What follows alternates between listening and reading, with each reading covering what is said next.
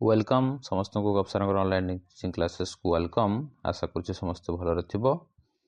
आज आम क्लास 9 रो internal assessment 4 रो किस जनरल साइंस क्वेश्चंस डिस्कशंस करबा जोड़ाक परीक्षा पे वेरी इंपोर्टेंट एबिठू माने भी प्रिपेयर हो जावा दरकार तांकर भी आगामी जनवरी लास्ट किंबा फेब्रुआरी लास्ट रे तांकर भी परीक्षा हबो तबर से माने भी 10 क्लास हो जिवे से दृष्टिकोण आईएफओ समस्त क्वेश्चंस वेरी इंपोर्टेंट। देख प्रथम क्वेश्चन देछि जे जूल और अर्ग मध्य संपर्क स्थापन कर मन रखिथो 1 joule equal to 10 to the 7 erg 1 joule equal to 10 to the 7 erg. घंटा घंटार घूर्णन जोगु 24 घंटा मध्य मोट संपादित कार्यर परिमाण केते हबो 0 हबो। एथि पई छुआ जे एठी विस्थापन केते हबो जोठू आरंभ होइतला सेठू पुणी आसी पहुँचले विस्थापन केते हबो 0। यदि विस्थापन 0 हुए ताले कार्यर परिमाण मध्य केते हबो 0 हबो।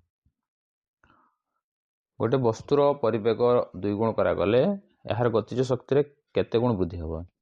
देखो वस्तुर गतिज शक्ति समान kinetic energy half m b square. यदि हाफ एम बी स्क्वायर होउची ताले हम कहूची भीटा केते हेजो 2 गुण हबो ताले 4 हाफ एम बी स्क्वायर हेजो। 4 हाफ एम बी स्क्वायर ता हाफ एम बी स्क्वायर थारु केते गुण ना 3 गुण हला 4 हाफ एम बी स्क्वायर ता हाफ एम बी स्क्वायर थारु केते गुण 3 गुण। गोटे विजुक्तात्मक कार्य क्षेत्र में बड़ और विस्थापन मध्य कोणर परिमाण होउची 180 डिग्री। विजुक्तात्मक क्षेत्र में बड़ और विस्थापन परिमाण मध्य कोण केते डिग्री 180 डिग्री। गोटे कार 1 सेकंड रे 1 जूल कार्य संपादन करि पारे तेबे तार पावर केते हबो। देखो 1 सेकंड रे 1 जूल कार्य करि पारे तले पावर हबो 1 वाट। 1 सेकंड रे 1 जूल कार्य करि पारे तार पावर केते हबो 1 वाट।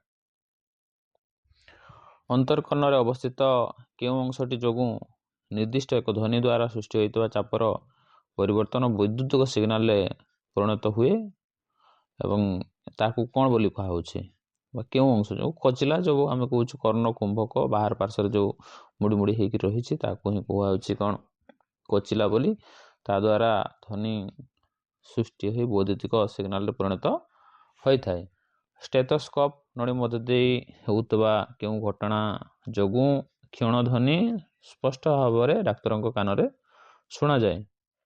स्टेथोस्कोप रे कोन हुए एकाधिक प्रतिफलन जोगु हला एकाधिक प्रतिफलन जोगु डाक्तरन को कान को ता सुना जाई थाए।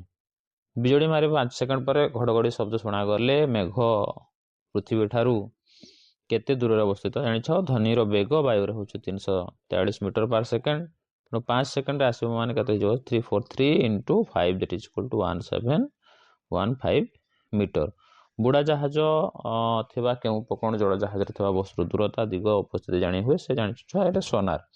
दुईटा जिनिस अछि गोटे सोनार और राडार हला। राडार द्वारा जहाज रो अवस्थिति जानि हुए सोनार द्वारा बुड़ा जहाज रो अवस्थिति जानि हुए। ध्वनि तरंगर आयाम एसआई पद्धति रे एक कोन ना ध्वनि तरंगर आयाम एसआई पद्धति रे होउची कोन मीटर। लवण जल रे अधिक परिमाण रे कोन थिबारु यह जैविक प्रक्रिया को प्रभावित करथाय। लवण जल रे कोन आउथबो अधिक परिमाण लवण जल रे अधिक परिमाण कोन थाय लूण थाय। लाइकेनिक एसिड नामक जैव रासायनिक अम्ल केउ उद्भिद रो तैयार होय से लाइकेन एक प्रकार आमे कहि परबा शैवाल जाति सेथिरु लाइकेनिक एसिड नामक जैव रासायनिक अम्ल निर्गत होई थाय। कहार मात्रा मृत्तिकार जल धारण शक्ति बढ़ावा सह याकु फफसा करथाय। कहार मात्रा मृत्तिकार जल धारण शक्ति बढ़ावा सह याकु फफसा करथाय से होछि ह्यूम्स। कहार मात्रा मृत्तिकार जल धारण शक्ति बढ़ावा सह याकु फफसा करथाय होछि ह्यूम्स।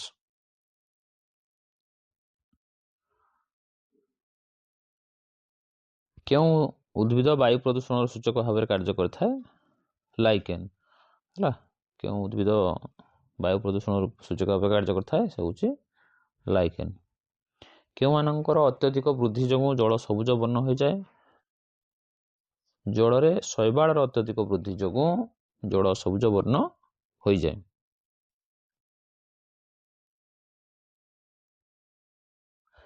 କେଉଁ ବାଷ୍ପର ବୃଦ୍ଧି ଯୋଗୁଁ ପୃଥିବୀ ପୃଷ୍ଠର ଉପର ସ୍ତରକୁ ତାପ ବିକିରଣର ବାଧା ସୃଷ୍ଟି ହୋଇଥାଏ? କେଉଁ ବାଷ୍ପ? ମନେ ରଖିଥାଅ, ଅଙ୍ଗାରକାମ୍ଳ ଗ୍ୟାସର ବୃଦ୍ଧି ହେବା ଯୋଗୁଁ ପୃଥିବୀ ପୃଷ୍ଠରୁ ଉପର ସ୍ତରକୁ ତାପ ବିକିରଣ ବାଧାପ୍ରାପ୍ତ ହୋଇଥାଏ। ଅଙ୍ଗାରକାମ୍ଳ ତାପକୁ କ୍ୟାପଚର କରିନିଏ ଏବଂ ତାପମାତ୍ରା ବଢ଼ାଇ ଦେଇଥାଏ। ଗ୍ରୀନ ହାଉସ୍ ଇଫେକ୍ଟର ମୁଖ୍ୟ କାରଣ ହେଉଛି ଅଙ୍ଗାରକାମ୍ଳ।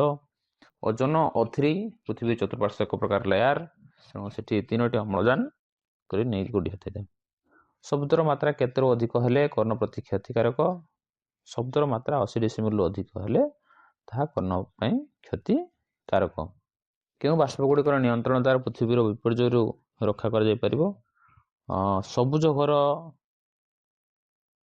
ହେଲା ଦ୍ୱାରା ପୃଥିବୀର କେଉଁ ବାଷ୍ପ ଗୁଡ଼ିକର ନିୟନ୍ତ୍ରଣ ଦ୍ୱାରା ପୃଥିବୀ ଆଚ୍ଛା ସେ କାର୍ବନ ଡାଇଅକ୍ସାଇଡ୍ ଆଉ ସଲଫର ଡାଇଅକ୍ସାଇଡ୍ ଯେଉଁ କାରଣ ପାଇଁ ସବୁଜ ଘର ପ୍ରଭାବ ଦେଖାଯାଇଥାଏ ତାର ନିୟନ୍ତ୍ରଣ ଦ୍ୱାରା ପୃଥିବୀକୁ ବିପର୍ଯ୍ୟୟ ରକ୍ଷା କରାଯାଇପାରିବ।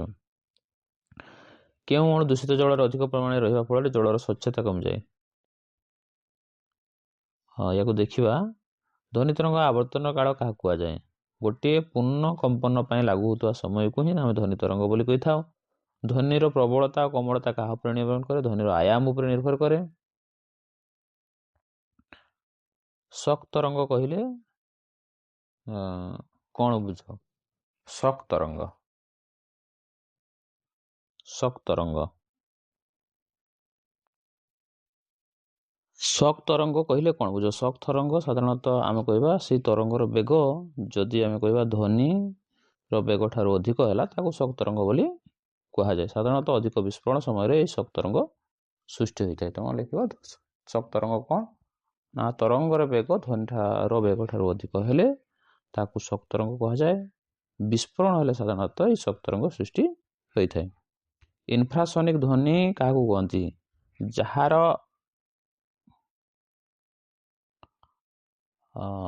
ଆମେ କହିବା 20 ହର୍ଟ୍ଜରୁ କମ୍ କମ୍ପନ ବିଶିଷ୍ଟ ଧ୍ୱନି ତରଙ୍ଗକୁ ହିଁ କୁହାଯାଏ ଇନଫ୍ରାସୋନିକ୍ ଧ୍ୱନି। ଇନଫ୍ରାସୋନିକ୍, ଅଲ୍ଟ୍ରାସୋନିକ୍।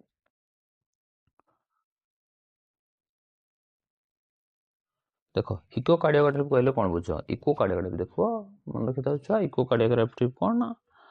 ହୃତ୍ପିଣ୍ଡର ବିଭିନ୍ନ ଅଙ୍ଗରୁ ଅଲ୍ଟ୍ରାସୋନିକ୍ ତରଙ୍ଗର ପ୍ରତିଫଳନ କରାଇ ସେହି ଅଂଶମାନଙ୍କର ପ୍ରତିବିମ୍ବ କରିବା ପଦ୍ଧତିକୁ ହିଁ କୁହାଯାଏ କ'ଣ?